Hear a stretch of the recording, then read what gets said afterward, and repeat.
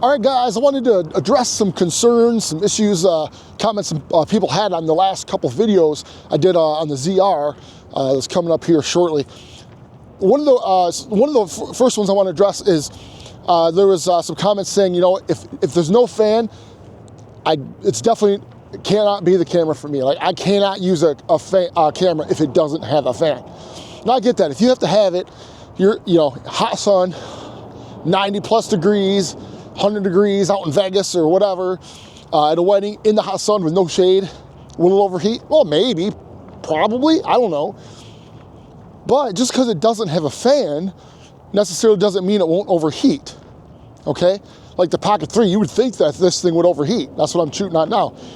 Doesn't overheat. You can do 60 frames per second all day long on this thing. But anyway, I digress. So let's say it doesn't overheat. No fan and doesn't overheat. Well, that just makes it more compact. Now, the only reason I'm saying this now is because we don't know, okay? We don't know 100% because we don't have enough testing done on that. But the latest test, I'll put a link below later on within a day or two in this video. The latest test I saw, it was only 80s, okay? But they were recording 3 red raw, 30 frames per second, and 60 frames per second. 3 red raw, all the way to the battery died. And no overheating signs or anything like that.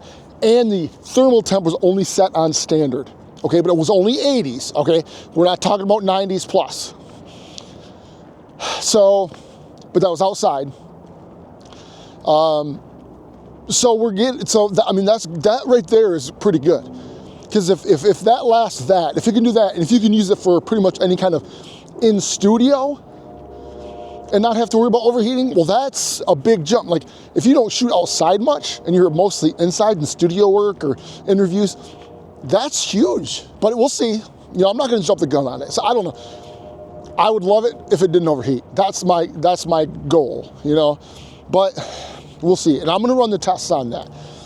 But just because it doesn't have a fan doesn't necessarily mean that it's going to overheat. And, you know, unless you put it in a stove or oven and cook it. That's the only one. I think it was Potato Jet or whatever his name is.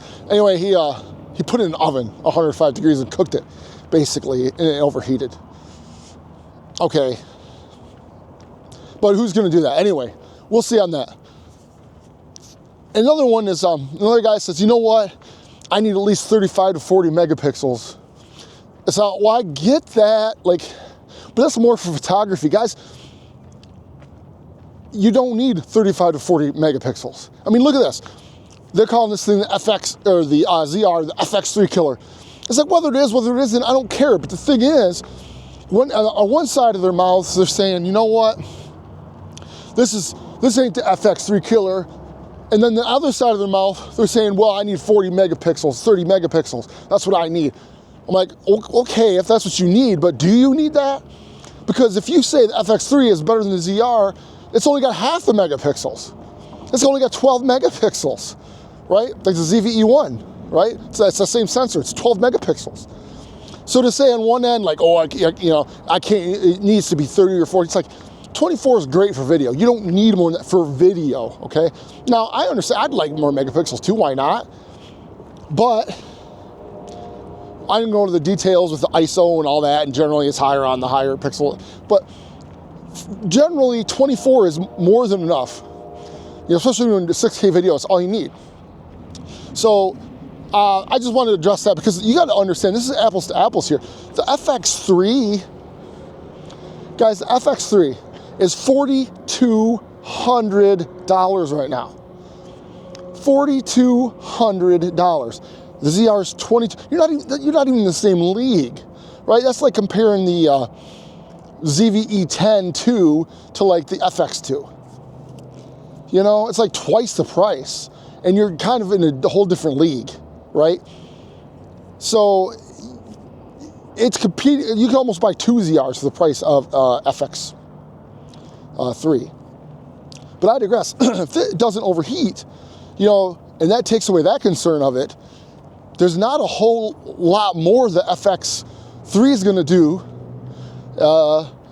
than the ZR won't do. So I just wanted to kind of like keep a clear head on that as far as the megapixel thing, because I don't think it's as big of a deal as some make it out to be, although I'd like to have extra megapixels, why not? But is it necessary? You know, it is what it is. All right, another thing I wanted to mention was the stabilization, all right? I'm gonna tell you right now, I'm gonna be honest, I'm pretty sure the ZR stabilization will not impress me, okay? I'm not saying it's gonna be bad. It's gonna be comparable to the Sony. The ZR is gonna be comparable to like Sony, Fuji, and the Canons. It's gonna be similar to that, but it's not gonna be, if you want a camera that is almost where you don't need a gimbal in most situations, then you gotta go with Lumix. This is not even a debate, guys. If you've ever tried the Sony or the Fujis, and then you go from that to a Lumix, it's not even close, guys. It's just not. It's not. They're not in the same league. Like, Lumix is by far the best. I mean, it's not perfect either, but it's by far better than the other ones. Like the S9 is way better than like the Sonys or the A7 IV, and even the FX2 that just came out. It's now $3,000. $3,000. But anyway, yeah, so the Stabe's not gonna impress me, but I'm gonna run it. I'm gonna run it against the ZV-E1, and I'm gonna run it in its modes, between the sport mode and on the ZR and the dynamic stabilization on the E1, and I'm gonna do all these tests. I'm excited about testing it against it, because the ZV-E1 is actually what is this competing against, guys. I know they put cinema on the back of the ZR, which I find it hard to believe they're gonna put cinema on there and the thing's gonna overheat in 20 minutes. I don't think it's gonna. I don't think it's gonna, but I'm gonna do testing on it because I don't want to jump the gun. But price-wise, it comes out less than now than the ZR is. The ZR comes out less than the ZV-E1 right now. ZV-E1 is $2,500. Then you can buy used for like 17, 18. Then, I mean, it's a consideration, but that's really where it's at in the price range, or the A7C II. You're kind of comparing it with that. And the A7C II, guys, I had that camera. It was a great camera, of course. But now for that price, the Z5 II does everything the A7C II does. And that thing's, you know, $1,000 less almost. So I'm just, you know, you got to kind of compare things like price-wise too. But I want to compare with the ZV-E1 because I think that, or the A7C II would be, you know, a little bit better for photography because it's got more megapixels. That's where the megapixels can make a difference. More so than video. Like, you can crop in and stuff, but anyways, moving on from that, I just wanted to mention those concerns. And the last one I wanted to go is the screen. For me, is probably one of the biggest draws for the Nikon ZR, guys, because of these puppies right here. Those puppies, they're not that great. Like, there's 3-inch screens, I mean, they're just Sony. I love my Sony cameras, guys, don't get me wrong. But the screens, guys, Sony, what do you do? You make OLED screens.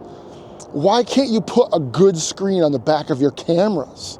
I don't understand it. And for the price the ZR is coming out with, it's got the best screen on it than any other mirrorless camera on the market right now. I mean, it's no articulating screen. Best articulating screen than any other camera, mirrorless camera on the market, even ones that are 3 times its price. That's kind of a draw, because if you don't need a monitor and the 32-bit float in there, now you don't have to worry about your audio clipping. You don't have to buy a top panel. It's all built in. Your audio won't clip. You got a better screen. You don't need a monitor. It saves you that money and time. And now you got a little run and gun. And if it doesn't overheat, this is going to be a, not even a sleeper hit, because it's kind of, yeah, the pre-orders now, Nikon's saying that they might not be able to fulfill all the orders now because the pre-orders are coming in. So, but that's good, because I love the competition. That's what it's about, guys. Like, I don't care about the brand loyalty thing, whatever. I got all the brands, basically, except Fuji now. I got out of that one. But, so I got no skin in the game. I don't care. Like, Sony's better than this. I don't care. I want the best bang for dollar. That's what I care about. Like, if I'm going to go out and I'm going to spend my money on camera, I want, especially a new one, I want the best bang for my buck. And for right now, that looks like but it pushes the market, right? The competition, it pushes the market, and that's what we want. we want this, the more competition there is, the better it is for us consumers, because now they can't charge, you know, if Sony keeps charging, you know, that much more, but people start, you know, I'm not saying leave Sony. I'm not saying buy Nikon, the ZR, or buy any system that you don't want. I'm not telling you this is the best camera ever and there's no problems. Like, listen, every camera has issues, right? Every camera, there's no perfect camera.